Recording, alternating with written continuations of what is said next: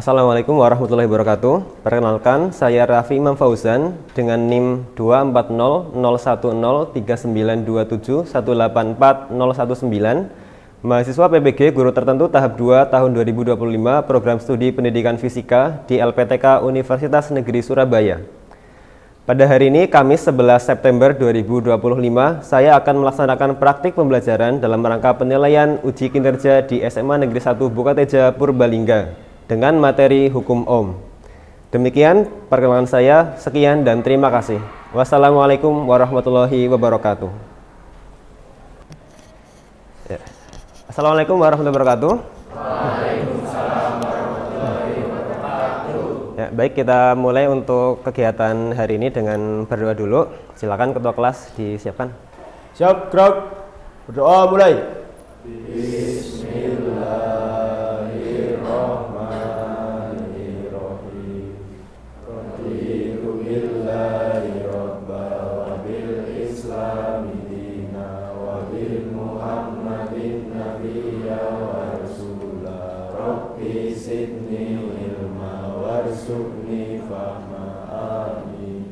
Berdoa selesai.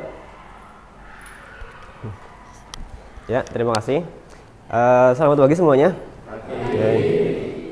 Gimana kabarnya pagi ini? Sehat semua?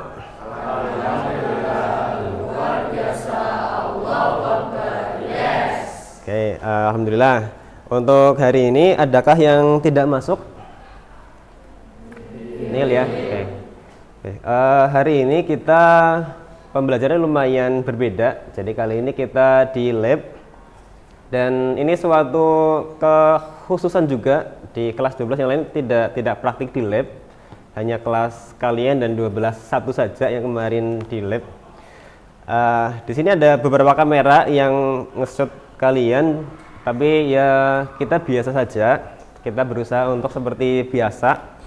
Ketika nanti ada pertanyaan yang perlu ditanyakan, nggak usah malu-malu, disampaikan saja. Yang biasanya agak mungkin biasanya lumayan nyeleneh pertanyaannya juga nggak apa-apa ditanyakan, nggak usah sungkan-sungkan. Kalian pernah main yang ini nggak? Yang gajah sama semut? Nggak.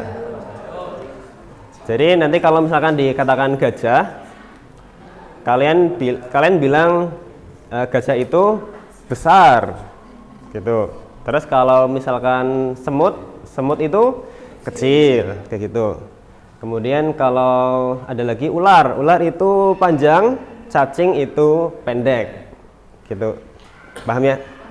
Gajah itu besar, semut itu kecil, ular itu panjang, cacing itu pendek. Oke, masih aman ya? Oke. Kita percepat. Semut itu kecil. Siapa tadi? Oke. Ya udah, kita kasih tepuk tangan untuk Saki dan Aceh.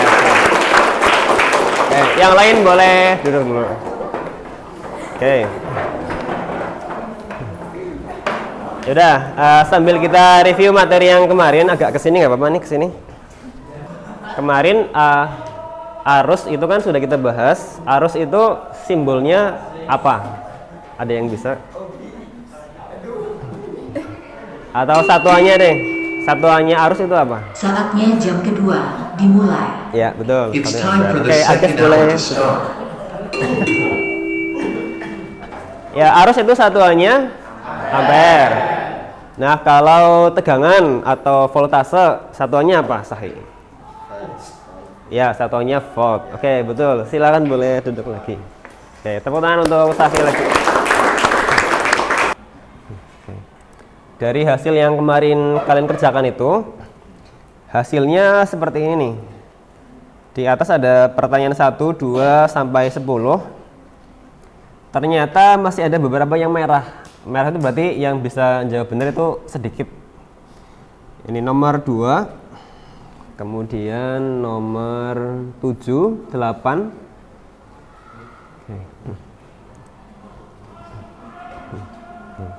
Nomor 2 ini tentang pengertian arus. Ini masih lumayan banyak yang salah ternyata ini.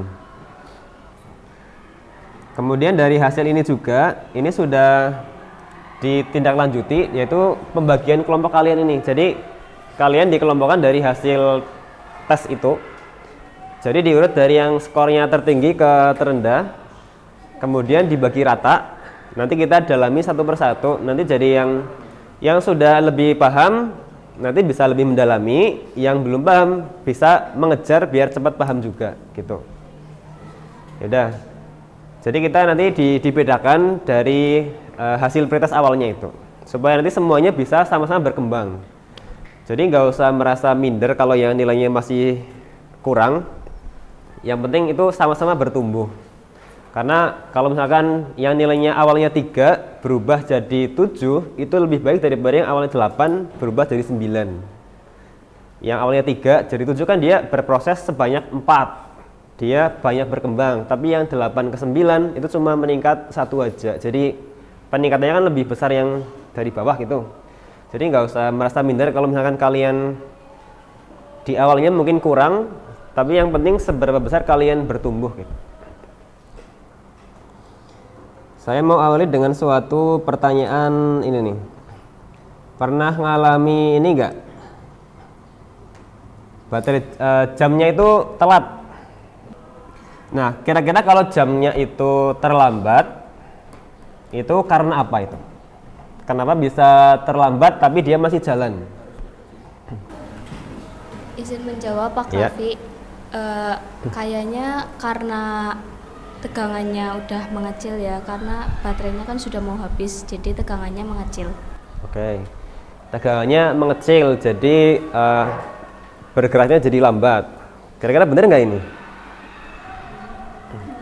Oke, jadi kemungkinan pertama karena tegangannya ya. Ada pendapat lain nggak? Karena apa? Karena apa lagi gitu? Udah coba. Kalau kasus yang berikutnya nih,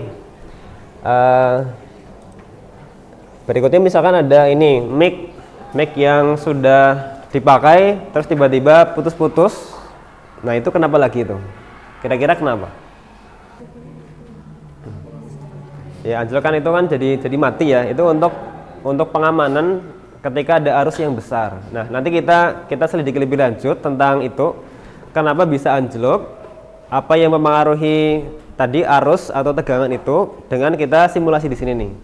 Jadi kalian sudah dikelompokkan menjadi 6 kelompok ini untuk mencoba eksperimen sendiri-sendiri di laptop masing-masing. Coba nanti kita mempraktikkan apa yang mempengaruhi arus listrik. Tegangannya kah, hambatannya, atau apa lagi yang berpengaruh. Itu. Jadi nanti coba kita melakukan 2 percobaan. Yang pertama, bagaimana pengaruh tegangan ke arus, jadi gimana. Kemudian yang kedua, bagaimana pengaruh hambatan ke arusnya. Tuh. Silakan bisa dibuka atau dilihat di simulasinya itu. Ya, jadi di simulasi ini kalian nanti bisa merangkai rangkaian listrik, ada baterai, terus nanti kita pakai lampu, kemudian pakai saklar. Kalian kalau mau tanpa saklar juga boleh, tapi ini biar lebih interaktif saja pakai saklar. Terus kita sambung pakai kabel ini nih. Tipsnya biar lebih lancar, kalian nanti nyambungnya itu yang digerakkan kabelnya, bukan lampunya. Nanti lebih gampang diatur. Nah ini kan kalau lampu tuh suka miring-miring gini. Kelihatan nggak gambarnya nih di belakang? Ya. Disambung seperti ini.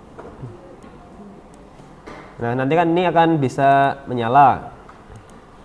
Di percobaan pertama nanti kalian coba variasikan ini tegangannya, baterainya diklik.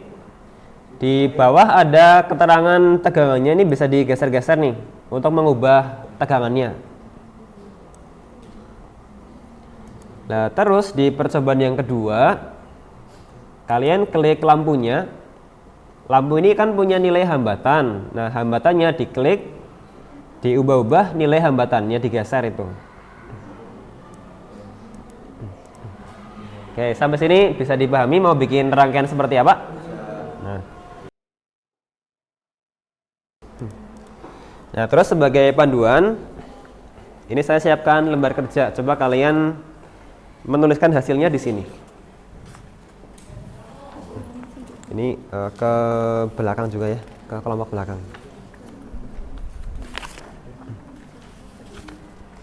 Silakan oper juga ke belakang. Cara mengukur arus itu ampere meternya ditaruh secara seri di dalam rangkaian. Di gambar itu sudah ada cara memasangnya.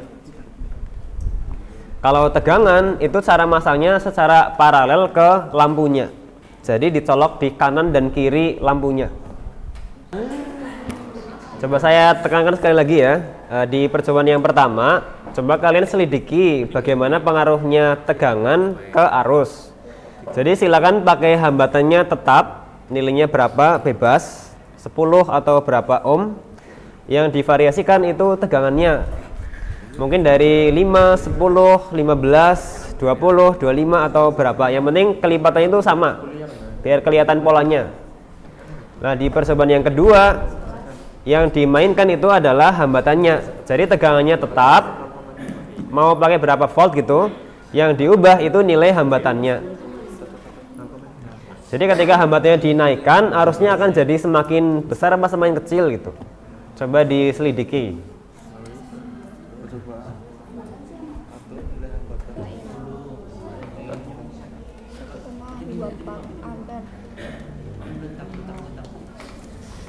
Ini bisa dimunculkan nilainya, jadi kelihatan ini baterai ini berapa ohm, berapa volt gitu. Yang ini sama ya Pak? Sama. Kalau yang ini kan harus disambung, kalau ini bisa fleksibel kemana-mana gitu.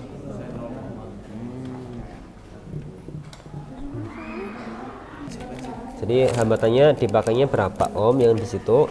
Nah, terus dari tegangan yang diberikan arusnya berapa. Nanti kalau tegangannya ditambah arusnya berapa gitu. Jadi ditulis di sini. Berarti hambatannya 1 kali doang, Pak. Hambatannya ajak, yang kita mainkan itu tegangannya. Jadi kalau tegangannya tambah, arusnya tambah apa turun kayak gitu. Berarti hambatannya 15 aja nggak apa-apa. Gak apa-apa. Nah, nantilah yang kedua ini yang dimainkan itu hambatannya, tegangannya yang ajak. Jadi melihat pengaruhnya hambatan ke arusnya. Ya. Kok di sini jadinya 0 gitu Pak? 0 kan ini di lintasan yang sama. Dia ini nggak ada perbedaan potensial karena nggak ada beban yang dilewati. Kalau di sini kan, di sini mungkin lebih tinggi, kemudian lewat ini jadi lebih rendah, jadi ada perbedaan potensial, jadinya 10 volt. Tapi kalau di sini kan nggak ada beban yang mempengaruhi, jadi ya sama gitu. Nilainya berapa bebas, 10 atau berapa ohm, yang divariasikan itu tegangannya mungkin dari 5, 10, 15.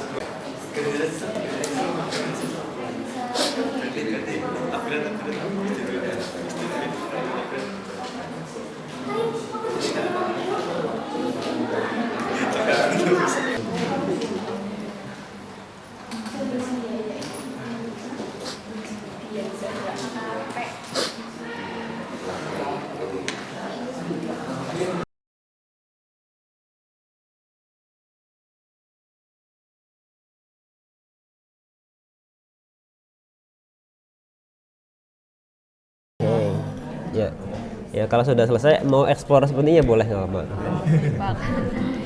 Mau dicoba-coba disambung, dia ada banyak komponennya, mau dicoba-coba semua boleh. Atau ini nih, ada tingkat lanjut, ada hambatan internal kabelnya, ada hambatan internal baterainya. Sekring buat apa ya Pak fungsinya Pak? Sekring itu sama seperti MCB. MCB tahu nggak? Yang di situ di rumah. Iya, yang cekrekan itu kalau anjlok turun itu.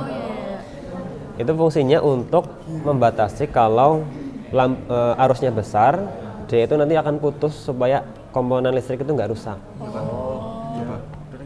Kayak relay ya Pak? Ya mirip, cuma fungsinya beda sih. Kalau sekring itu kan listrik kan itu punya arus. Kalau arusnya besar ada alat-alat yang itu nggak kuat, jadi bisa rusak. Nah itu fungsinya untuk membatasi kalau dari sumber ada kesalahan, arusnya besar, ngelewatin sekring jadi putus gitu. Jadi alatnya jadi aman. Itu peristiwa anjlok juga karena itu tuh. Karena sekring. Misalkan dari sumber itu rusak atau konslet ya, arusnya besar. Nah itu penjagaannya dengan diputus dari sekring. Jadi sekring itu kan ada kawatnya tapi dibikin sengaja tipis supaya kalau arusnya besar otomatis kebakar gitu. Kebakar kan putus. Nah, saya tadi keliling sih sudah ngecek tadi, ada yang sudah sampai kebakaran, ada yang sudah mencoba disambung-sambung banyak sekali rangkaiannya, nggak apa-apa. Coba disampaikan tadi hasilnya gimana coba.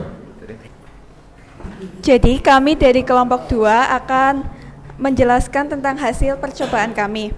Pada percobaan pertama, atur nilai hambatan R tetap, misal 20 ohm. Kedua, ubah tegangan sumber misalnya dari 10 volt, 20 volt, 30 volt, 40 volt, sampai 50 volt. Hasil percobaan kami yaitu pada tegangan sumber 10, kuat arusnya yaitu 0,50 ampere. Pada tegangan sumber 20 volt, yaitu kuat arusnya ada 1 ampere. Dan pada tegangan sumber 30 volt, kuat arusnya 1,50 ampere. Pada tegangan sumber 40, kuat arusnya ada 2 ampere. Dan tegangan sumber 50 volt, kuat arusnya 2,50 volt. Jadi, semakin besar tegangan, semakin besar kuat arus listriknya. Jadi semakin besar hambatan, maka semakin kecil kuat arus listriknya. Jadi kami tadi mencoba menambahkan sikring kepada rangkaian kami. Jadi tadi kan dari kelompok 2 arusnya besar, jadinya baterainya terbakar ketika hambatannya dikecilkan. Jadi kami mencoba menambahkan sikring. Sikring itu gunanya untuk memutus arus listrik. Jadinya rangkaian tersebut tidak rusak, jadi tidak terbakar, langsung arus listrik itu langsung berhenti. Jadi seperti itu sih. Itu juga pada rangkaian listrik di rumah juga ada sikring, jadi ya kurang lebih pekerjaannya seperti itu. Ya, oke. Benar sekali yang disampaikan Sufyan tadi. Jadi sekring itu fungsinya untuk pengaman. Dimulai. It's time for the third hour to start. Ya, jadi kalian pernah ngamatin sekring nggak kalau di rumah itu fungsinya buat apa? Kalian tahu sekring bentuknya gimana kalau di rumah? Tahu.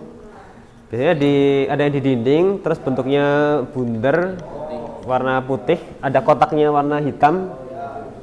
Kalau di rumah yang modern mungkin nggak pakai itu, tapi pakainya MCB. Jadi sudah pakai MCB, itu fungsinya sama seperti sekring.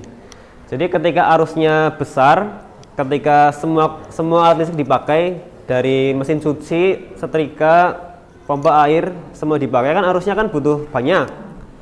Ketika butuh banyak, arusnya besar, nah ketika melewati batas sekring, itu nanti akan putus. Fungsinya untuk menjaga supaya komponen listrik yang perlunya sedikit, itu enggak meledak atau terbakar karena konslet. Jadi anjlok itu adalah upaya pengamanan supaya tidak terjadi kebakaran karena arusnya besar gitu. Nah, yang kalian lakukan tadi itu kan sudah dilakukan oleh ilmuwan yang namanya Ohm, yang kemudian disebut sebagai hukum Ohm. Semakin besar tegangannya,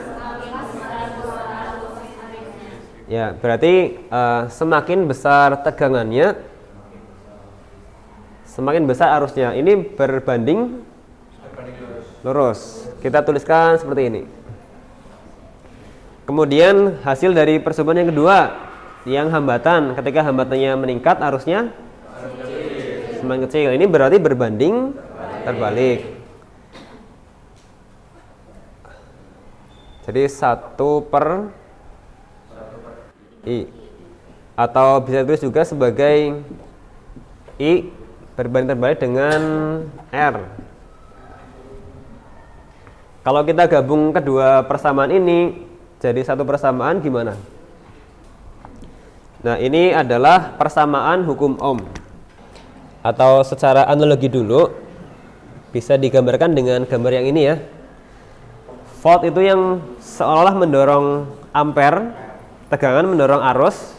Jadi sebabnya ada arus itu karena ada tegangan. Kemudian hambatan atau ohm itu sifatnya menghalangi arus supaya sesuai dengan kebutuhan. Kalau butuhnya arus besar berarti hambatannya yang kecil. Butuhnya arus kecil, hambatannya yang besar.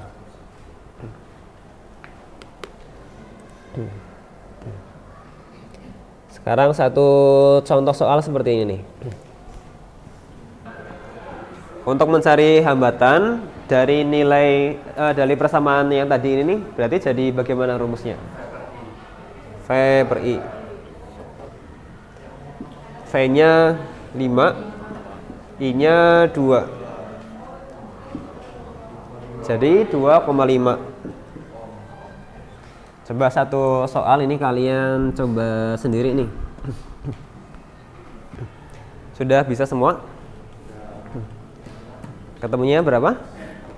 0,6. Jadi tinggal V dibagi R ya.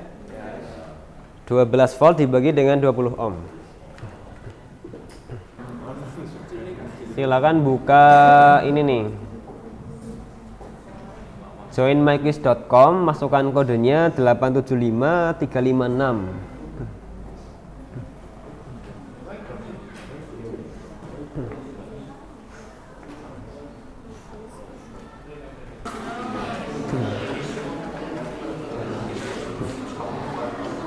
Baik, kita mulai ya. Oke. Yang belum masih bisa langsung menyusul saja.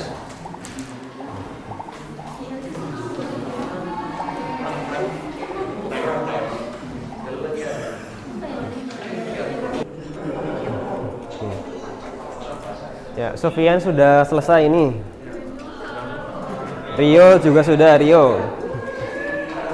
Oke. Tertinggi masih Nabil.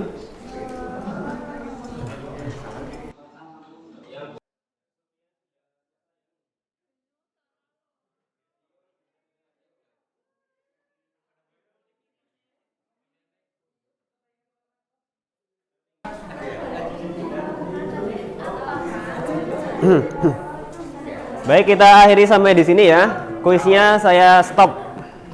Oke.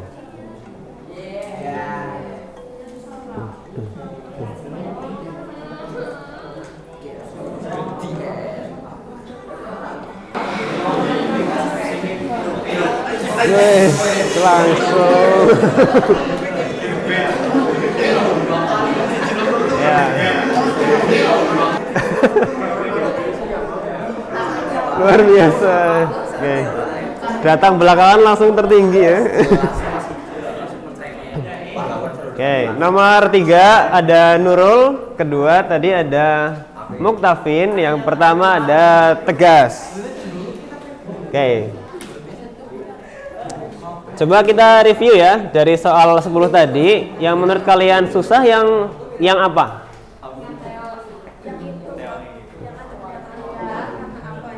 Oke. Coba kita bahas lagi. Kalau menurut data di sini nih, coba diperhatikan semuanya ya. Semuanya kembali ke depan menghadapnya. Ada 10 soal konsep. Ini memang sengaja saya buat dengan tujuan untuk mendalami konsepnya. Jadi jangan sampai cuma apal hitungannya, tapi secara konsep dasarnya kita tidak memahami. Ternyata dari 10 soal masih ada 3 yang merah. Merah berarti banyak yang salah ini. Nomor 1, 16 benar, 17 salah. Coba ini, nomor 1. Dari beda potensial ini, beda potensial 12 volt pada sebuah penghantar, artinya bagaimana ini?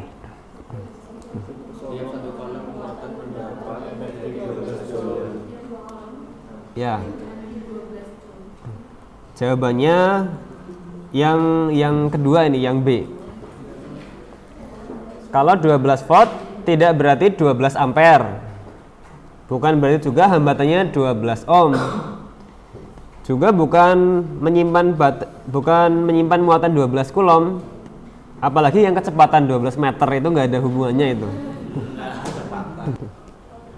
Kuat arus itu kan jumlah muatan yang mengalir pada setiap waktunya ya, setiap detik. Berarti jawabannya yang B. Setiap 2 coulomb muatan mengalir setiap detiknya. Itu artinya 2 ampere. Oke. V itu kan I kali R. 10 kali 0,2 berarti jawabannya 2. Ya udah, mungkin sampai sini dulu untuk pembahasannya. Ada yang mau ditanyakan terkait dengan materi kali ini?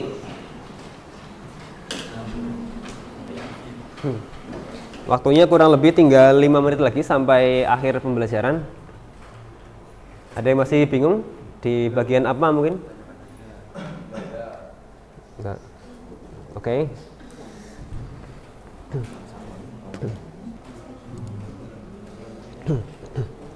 Oke, sebelum kita akhiri dari materi hari ini yang dengan percobaan, gimana rasanya?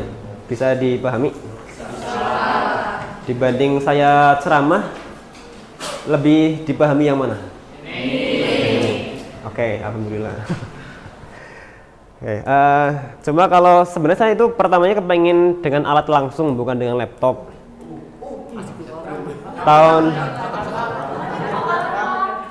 Kalau tahun lalu memang sengaja seperti itu tuh, jadi kita percobaan langsung nyambung kabel. Kabelnya tuh dicolokin di sini nih. Di sini langsung, jadi percobaan konslet dan led langsung anjlok gitu. Itu beneran. Cuma evaluasinya itu malah jadi anak itu terlalu terkecoh dengan alat-alatnya, tapi lupa dengan konsepnya. Jadi ini alatnya seperti ini, cara masangnya gimana, terus cara ngukurnya gimana, bacanya yang ini nggak jadi, yang ini nggak jadi terbaca, jadi malah ribet di alatnya, tapi konsepnya malah nggak mudeng gitu. Karena itu jadi mendingan pakai laptop saja lah daripada ribet di alat-alatnya gitu.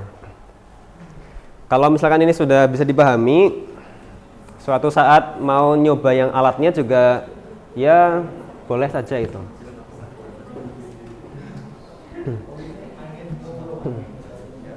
Terus dari percobaan ini kan tadi kan berkelompok.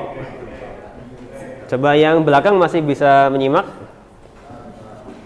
Dari kelompokan tadi secara kerjasama sudah baik belum? Atau ada yang cuma ngantong-ngantong nganggur tok gitu?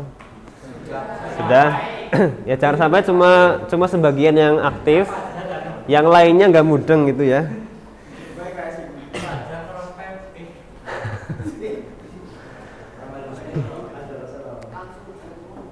Secara sikap gimana? Secara sikap kalau kelompokan kalian apa yang jadi bertambah atau belajar apa secara sikap sosial?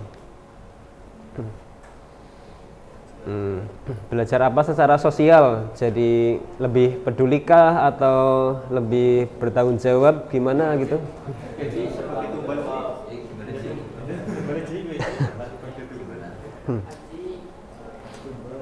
Merasa jadi lebih care sama teman-teman?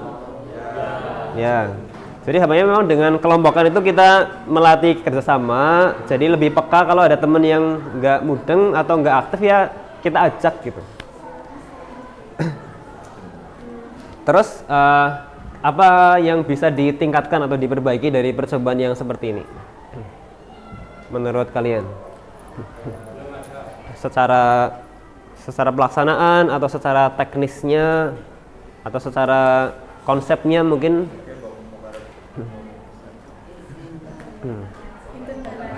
Oh iya betul, internetnya ya. Internetnya ini kemarin saya sudah komunikasi dengan Pak Dian untuk ditingkatkan bandwidth-nya. Katanya sudah, tapi ternyata masih belum kuat juga ini. Yaudah, mungkin di yang berikutnya nanti bisa lebih meningkat lagi deh ini.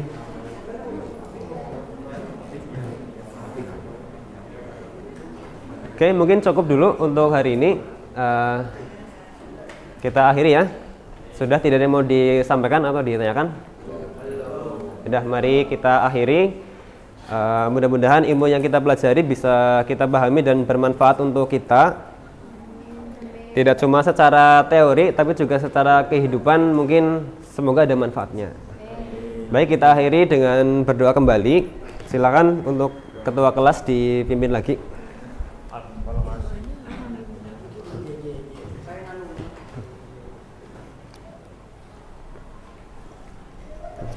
Siap, gerak. Doa mulai.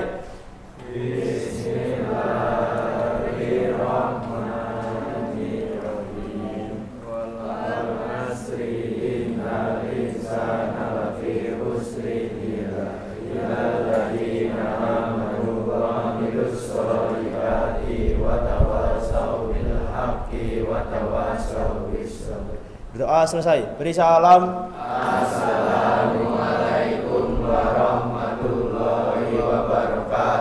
Waalaikumsalam warahmatullahi wabarakatuh. Sekian, terima kasih untuk hari ini. Untuk pertemuan besok kita lanjut di hukum Kirchhoff. Itu masih variasinya rangkaian hambatan itu. Baik, silakan boleh kembali ke kelas. Oh ya, dikumpulkan ya ini ya. Ini dimatikan. Ya, tolong sekalian dimatikan.